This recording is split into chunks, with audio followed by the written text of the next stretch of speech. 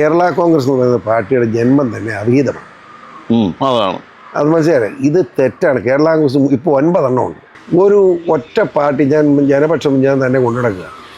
ഓരോ മാസം എത്ര ലക്ഷം രൂപയാണ് മനുഷ്യനല്ലേ ഇത്. അപ്പൻ്റെ കാശുണ്ടെന്ന് ഞാൻ തീർക്കുന്നതിന് കണക്ക് വേണ്ടേ. വലിയ ഒരു പരിധിയില്ല പണം. അതുകൊണ്ടാണ് ഞാൻ വേറെ ഏത് പാർട്ടി ചേരണമെന്ന് ആലോചിച്ചു. സാറിൻ്റെ കാറിലുണ്ടായിരുന്ന ചേട്ടത്തിക്ക് സാരിയായിരുന്നു, ഈ ചട്ടയും മുണ്ടും അല്ലെന്ന് പറഞ്ഞു, പൊളിഞ്ഞു പോയി.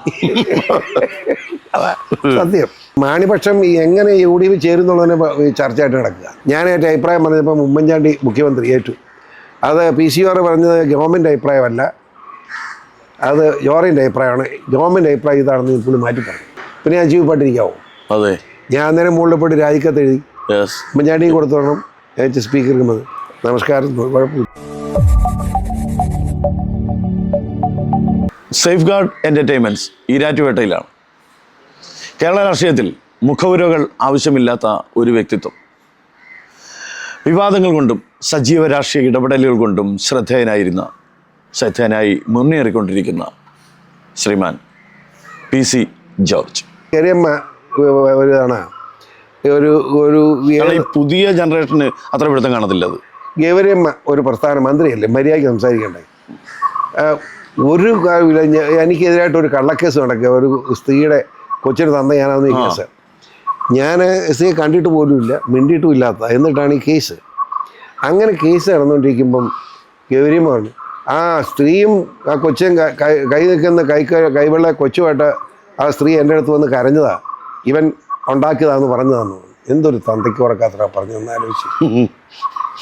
അതായത് 9 വയസ്സുള്ള കൊച്ച കേസിൽ വാദിയായിട്ട് കേസ് വന്നിരിക്കുന്നത് എൻ്റെ അന്ന് പറഞ്ഞു. അപ്പോൾ ഗൗരി വരെ കയ്യിലെടുത്തോണ്ടോ. ഞാൻ തന്തയ്ക്ക് ഉറക്കാത്തും പറയരുത് ഞാൻ പറഞ്ഞു. അതിനാണ് ഗൗരിയമ്മ ചീത്ത വിളിച്ചെന്ന് പറഞ്ഞ് നമ്മുടെ എത്തിക്സ് കമ്മിറ്റി കൂടി എന്നെ ഡിസ്ക്വാളിഫൈ ചെയ്യുന്നത്. നമസ്കാരം, ഡിസ്ക്വാളിഫൈ ചെയ്തതാണ്.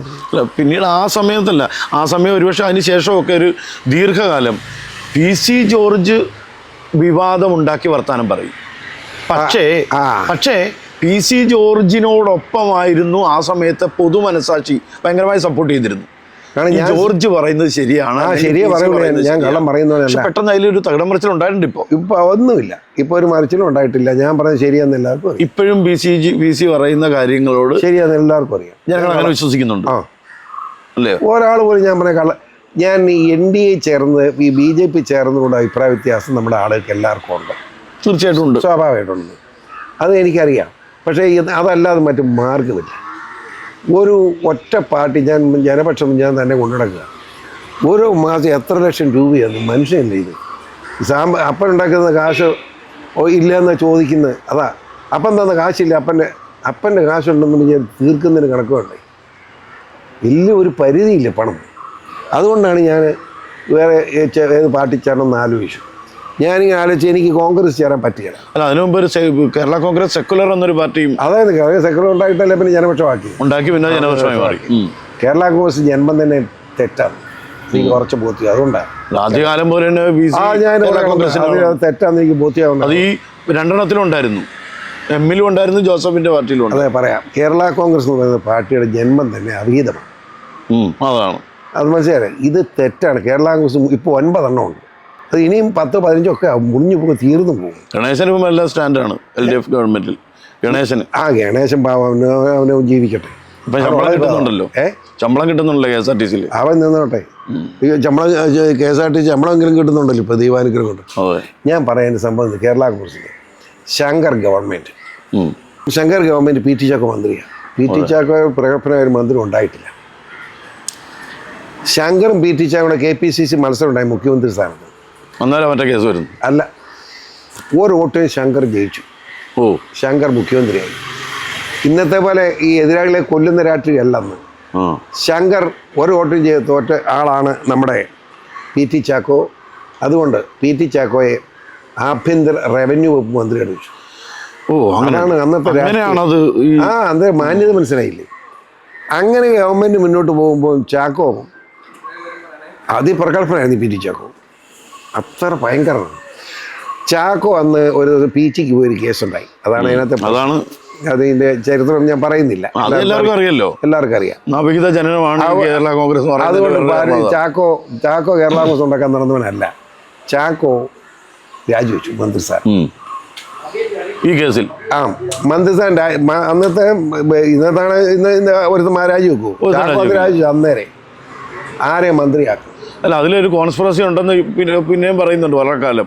എന്തായാലും അല്ലെങ്കിൽ ഒരു മിനിസ്റ്ററുടെ കാറ് തടഞ്ഞു നിർത്തി പരിശോധിക്കേണ്ട കാര്യമൊന്നുമില്ല. ആരും പറഞ്ഞത് പരിശോധിച്ചില്ലല്ലോ. കാളവണ്ടിക്ക് ഇടിച്ച് കാള ചത്ത് വണ്ടി പരിശോധിച്ചതാണ്. ചാക്കോക്ക് സ്റ്റേറ്റ് കാർ ഓടിക്കാൻ അവകാശമുണ്ട്.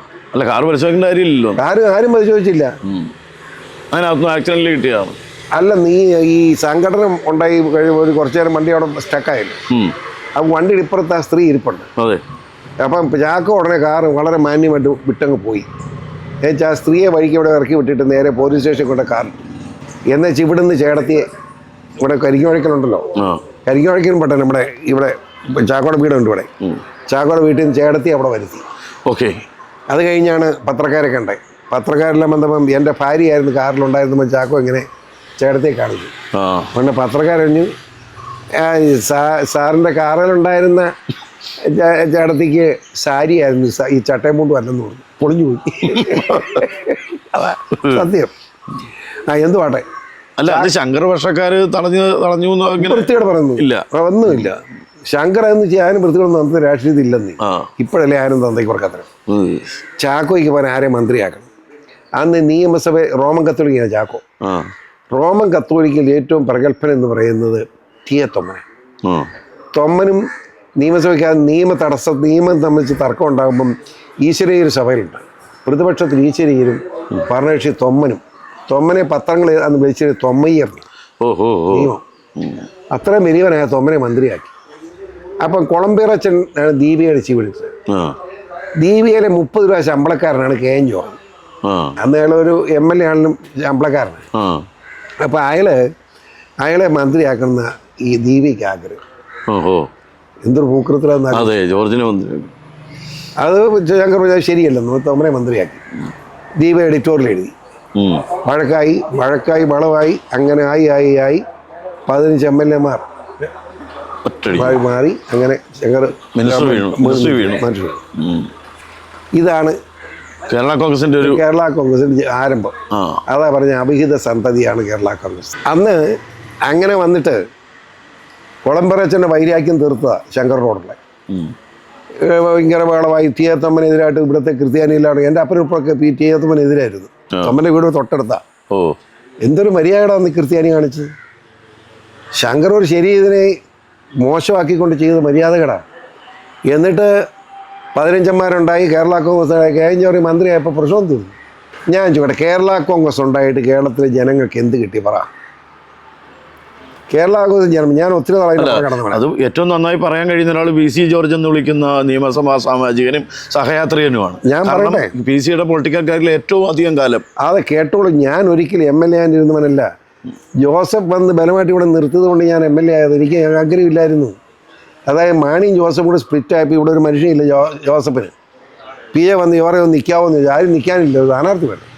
അങ്ങനെ ഒരു നിർത്തുക തന്നെ. അന്ന് V Joseph MLA sitting MLA. അവനാണ് 3 കൊല്ലം കഴിഞ്ഞ് വീണ്ടും മത്സരിക്കുക. അന്ന് ഭൂരിപക്ഷം അവൻ്റെ 14,075. ഇപ്പോഴത്തെ LDF ആന്റണി കോൺഗ്രസും മാണി കോൺഗ്രസും ചേർന്ന മുന്നണിയാണ്. ആ മുന്നണിയുടെ മത്സരം ഇവിടെ കരുണാകരനും പി ജോസും മാത്രം. കേട്ടോ, അവിടെയാണ് നമ്മൾ ജയിച്ചത്. ഒക്കെ ജനം എൻ്റെ അടുത്ത് കൂടുതൽ ജയിച്ചു. ഞാൻ പറഞ്ഞത് അങ്ങനെയുള്ള ആ കേരള കോൺഗ്രസ് ഉണ്ടായി വന്നിട്ട് ഞാൻ കേരള കോൺഗ്രസ് കൊണ്ട് വന്നവനാണ്. ആർക്ക് കിട്ടി? മാണിയും ജോസഫിനും കുറേ ആൾക്ക് മന്ത്രിയാകാൻ പറ്റിയെന്നുള്ളതല്ലാതെ ആർക്ക് എന്ത് കിട്ടി? കർഷകന് പട്ടയം കൊടുത്തോ? ധനകാര്യവും നിയമവും റവന്യൂവും കയ്യിലായിരുന്നു, ജോസഫിൻ്റെയും മാണിയുടെയും കയ്യിലായിരുന്നു. ഈ റബ്ബർ എന്നൊരു ശബ്ദം കൊടുത്തോ കേൾക്കുന്ന മൊത്തം കേരള കോൺഗ്രസിൻ്റെ വകയായിട്ടാണ്. റബ്ബർ ഏത് പട്ടിക്ക് ഇവിടെ നിന്ന് റബ്ബർ 300 താങ്ങൂലെന്നൊക്കെ പറയുന്നുണ്ട്. ഞാൻ ആരെ താങ്ങണ്ട വില കർഷകനിട്ട് താങ്ങുകയാണ്. അത് തന്നെ. ഒരു വിലയില്ല. കർഷകന് വന്യമൃഗ ശല്യത്തിൽ നിന്ന് രക്ഷപ്പെടുത്തുന്നുണ്ട്. ഇപ്പം ദിവസം ഒരു 3 എണ്ണം വെച്ച് വന്യമൃഗ ശല്യം കൊണ്ട് മരിക്കുന്നുണ്ട്. എന്നാ ചെയ്തു? എന്തിനാ പിന്നെ കേരള കോൺഗ്രസ് ഉണ്ടാക്കി? ഇത് 9 പാർട്ടിയെ പോകണം, പിരിച്ചുവിടണം. അതാണ് ശരി. ഈ മലയോര കോൺഗ്രസ് മഴകളെ പിരിഞ്ഞ് നടക്കുന്നു. ഞാൻ ഈ കേരള കോൺഗ്രസ് 9 എണ്ണത്തെയും പിരിച്ചുവിടുന്ന പ്രകാരം ശരിയല്ല. അതുകൊണ്ടാണ് കുളമ്പരച്ച ദൈവം ശിക്ഷിച്ചു, അത് ഞാൻ പറയുന്നില്ല. ഓ, ദൈവശിക്ഷ കിട്ടിയേക്കാം. ആ അല്ല, ഈ LDF കേരള കോൺഗ്രസിനെയും BC ക്ക് അറിയാം, UDF രണ്ടിനെയും അറിയാം. രണ്ടും ഫലത്തിലൊന്നും തന്നെയാണ്. എന്നാ വ്യത്യാസം? പേരിലേ വ്യത്യാസമുള്ളൂ. പേരിലുള്ളൂ. മാണി വർഷവും ജോസഫ് വർഷവും എന്നുള്ള വ്യത്യാസം. എന്നാ രണ്ട് ഉദ്ദേശം ഒന്ന് കാഴ്ചണ്ടാക്കും. വേറെ ഇപ്പം തിരിച്ചു കിടക്കുകയാണ്. കാരണം മാണി വർഷം LDF-ലും ജോസഫ് വർഷം UDF-ലും. ഈ മാണിപക്ഷം എങ്ങനെ UDF ചേരുന്നുള്ളതിനെ ചർച്ചയായിട്ട് കിടക്കുക. അങ്ങനെ ചർച്ച ഉണ്ടോ? ശരി, ഉണ്ടുണ്ട്. അവർക്ക് മടുത്തു എന്നൊക്കെ മനോരമ എഴുതും. മനോരമ എന്ന് എഴുതട്ടെ. പക്ഷേ ഈ ജോസ് കെ മാണി ചഞ്ചല മനസ്സ് ആണോ? എനിക്ക് അവനായിട്ട് ഒരു ബന്ധമില്ല, എനിക്ക് അറിയത്തില്ല. ഒരു സമയത്ത് സ്വന്തം അല്ലേ മാണി സാറിന്റെ മനസാക്ഷി സൂക്ഷിപ്പ് തന്നെ ആയിരുന്നില്ലേ? ഞാൻ മാണി സാറായിട്ട് നല്ല ബന്ധമായിരുന്നു. അതാണ്. ഞാൻ ചീത്ത വിളിച്ച പോലെ KM ചീത്ത വിളിച്ച ആൾ ആരുമില്ല. അത് സ്വാതന്ത്ര്യമാണല്ലോ. പക്ഷേ അദ്ദേഹത്തെ ഏറ്റവും അധികം സ്നേഹിച്ചിരുന്നത് ഞാൻ തന്നെയാണ്. ഉമ്മൻചാണ്ടി ഞാനായിട്ട് വളരെ സ്നേഹമായിരുന്നു. പക്ഷെ അതിന്റെ പേര് ഇപ്പോഴും ഉമ്മൻചാണ്ടിയുടെ കാര്യത്തിൽ അതുകൂടെ പറയും. ഉമ്മൻചാണ്ടി ഞാനോട് അത്ര ഇഷ്ടം. അപ്പോഴാണ് മാണി സാർ മുഖ്യമന്ത്രി സ്ഥാനം മോഹിച്ചു. ഞാനൊരു ദുർബല വ്യക്തി മാണി സാറിൻ്റെ അടുത്ത് കൂടി. എന്ത് വേണ്ടി ഉമ്മൻചാണ്ടിക്ക് എന്നോട് വൈരാഗ്യം പോയി. ഞാനിത് അറിഞ്ഞില്ല. ഞാനോട് വലിയ ഇഷ്ടമാണല്ലോ. അപ്പോൾ ഈ നിയമസഭയ്ക്ക് എന്താ അഭിപ്രായം വെച്ച സ്പീക്കർ ചീഫ് വിപ്പ് എന്നോട് അഭിപ്രായം ചോദിച്ചു. ഞാനായിട്ട് അഭിപ്രായം പറഞ്ഞപ്പം ഉമ്മൻചാണ്ടി മുഖ്യമന്ത്രി ഏറ്റു. അത് PCR പറഞ്ഞത് ഗവൺമെൻറ് അഭിപ്രായമല്ല, അത് ജോറിൻ്റെ അഭിപ്രായമാണ്. ഗവൺമെൻറ് അഭിപ്രായം ഇതാണെന്ന് പുള്ളി മാറ്റി പറഞ്ഞു. തിരുത്തിയില്ല. ഞാൻ പറഞ്ഞത് തന്നെ ആശം പുള്ളിയും പറഞ്ഞു. പക്ഷേ ഞാൻ പറഞ്ഞതല്ല, പുള്ളി പറഞ്ഞതാണ്. PCR പറഞ്ഞ് PCR അഭിപ്രായമാണ്, ഗവൺമെൻറ് അല്ലെന്ന് പറഞ്ഞു. പിന്നെ ഞാൻ ചീഫായിട്ടിരിക്കാവോ? അതെ. ഞാൻ അന്നേരം മുകളിൽ പോയിട്ട് രാജിക്കത്ത് എഴുതി ഉമ്മൻചാണ്ടിയും കൊടുത്തോണം സ്പീക്കർക്ക് മതി. നമസ്കാരം. കുഴപ്പമില്ല. എനിക്കിപ്പോഴും ഓർമ്മയുണ്ട്, ചീഫ് വിപ്പ് PC ജോർജ് രാജിവെച്ചു. എനിക്ക് ഞങ്ങൾ അവതാരം വേണ്ടെന്ന് പറഞ്ഞു. ഉമ്മൻചാണ്ടി ഓടി മുറി വന്നു. ചോറേ ഞാൻ ചേട്ടാ വർത്താനം പറയണ്ട, നമ്മൾ ഒരു വിടക്കുമില്ല, ചാകുന്നതും വരെ ചേട്ടൻ്റെ കൂടത്തിൽ കാണും. പക്ഷേ ഇനി ഈ സ്ഥാനത്ത് ഞാൻ അറിയിക്കാറ്, അത് മര്യാദയല്ലെന്ന് പറഞ്ഞു. അങ്ങനെ ഞാൻ രാജിവെച്ചു. പിന്നെ അത് അങ്ങനെ രാജിവെച്ച് പിന്നെ ഒരു ശല്യമില്ലാതെ പോയി. കുഴപ്പമില്ലല്ലോ. ഇങ്ങനെ ഉമ്മൻചാണ്ടി ജനസമ്പർക്ക പരിപാടി വെച്ചു. 9 ജില്ല ജനസമ്പർക്ക പരിപാടി ഉമ്മൻചാണ്ടി കൊടുത്ത് പോയത് ഞാനാണ്. ഉമ്മൻചാണ്ടി ആദ്യം പറഞ്ഞ് ജനസമ്പർക്ക പരിപാടി 1000 കൂടുന്നത്. പുള്ളിയെല്ലാം ഓർഡർ ഇട്ട് കൊടുക്കുകയാണല്ലോ. എന്നോട് പറഞ്ഞിട്ടുണ്ട് ഇന്ന കാര്യം ചെയ്ത് ഓർഡർ ഇട്ട് കൊടുത്തോളാം. ഉദ്യോഗസ്ഥന്മാരെ പുള്ളി PCR തരുന്നു, അതുപോലെ ഓർഡറായിട്ട് കൂടാൻ പറഞ്ഞിരിക്കുന്നത് മൈക്കിനകത്തോട് പുള്ളി പറഞ്ഞു. PCR കൊടുത്താലും മതി, ഞാൻ അവിടെ നിൽപ്പുണ്ട്, ഞാനിവിടെ നിൽപ്പുണ്ട്. എൻ്റെ തന്നെ തരണം, ഇന്നലെ ജോറിനെ തരുന്നു, എൻ്റെ തരുന്ന പോലെ തന്നെ കൺസിഡർ ചെയ്യുന്നു. അങ്ങനെ 9 പുള്ളിക്ക് കൂട്ടുപോയത് ഞാൻ. അതിന് അത്ര ബന്ധമായിരുന്നു. ഇങ്ങനെ ഇപ്പോൾ ഒരു നല്ല മനുഷ്യൻ എവിടെ ഇരിക്കുന്നു, ശുദ്ധനും പരിശുദ്ധനുമായ ഒരു മനുഷ്യൻ. ഇങ്ങനെ പിന്നെ രാഷ്ട്രീയമല്ലേ അങ്ങോട്ടും ഇങ്ങോട്ടും വർത്തമാനമൊക്കെ പറഞ്ഞു. ഉണ്ട്. അതിലും നീതി എൻ്റെ ഭാഗത്താണ്, അതിൻ്റെ വിശാംശം ഞാനിപ്പോൾ കിടക്കുന്നില്ല. മൊഴി കൊടുത്തു, അതിൻ്റെ ശരി എൻ്റെ ഭാഗത്താണ്, അതിന് വിശാംശം കിടക്കുന്നില്ല. അദ്ദേഹം മൊഴി ശരിയാണ്. അതെ, ഇനി ഞാൻ ചോദിക്കരുത്. ഇല്ല, മൊഴി ശരിയാണ്. അതെ. PC ജോർജിനോടൊപ്പമുള്ള രാഷ്ട്രീയ വർത്തമാനം തുടരും അടുത്ത ഭാഗത്തിൽ. Thank you.